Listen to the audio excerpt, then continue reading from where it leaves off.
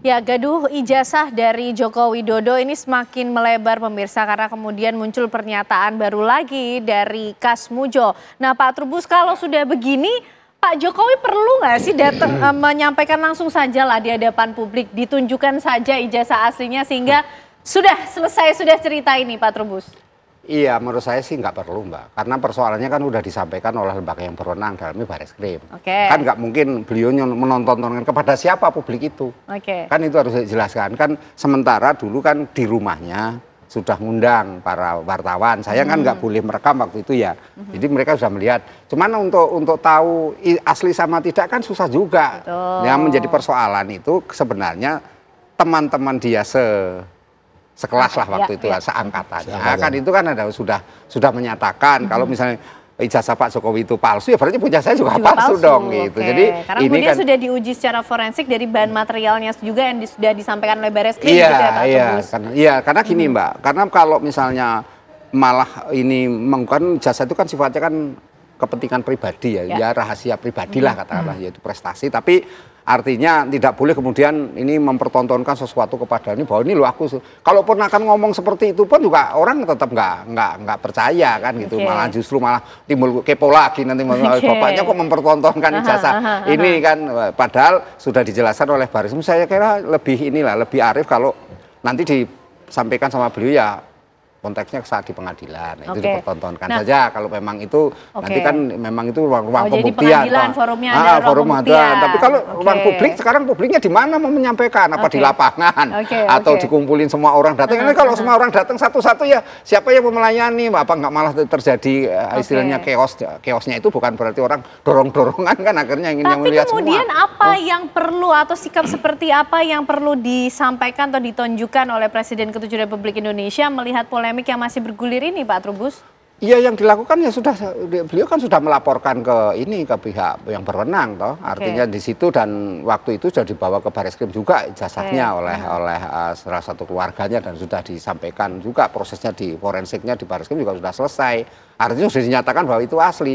Nah sekarang pertanyaan kalau misalnya Pak Jokowi malah mempertontonkan ke orang lain tambah masalah lagi. Ini yang menjadi problem kan sebenarnya. Pernyataan dari Pak Kas Mujo ini kan jadi blunder kan, karena awalnya bahwa sudah dinyatakan dari dekan terutama karena persoalan kita kan patokannya kan lembaga resminya yang mengeluarkan.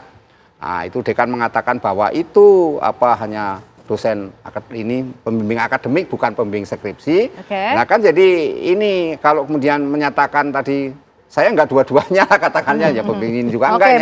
Jadi masyarakat jadi malah ini lagi gitu kan, pertanyaan lagi. Tapi Pak Jokowi semakin bingung juga kalau kemudian dipojokkan hal yang lebih. Ternyata tidak hanya publik tapi Pak Jokowi juga termasuk yang juga kita ingin tahu Bang Petrus, ini jangan-jangan setelah nanti Bang Rismon datengin tempat KKN-nya Pak Kas Mujo, siapa lagi yang akan didatengin gitu?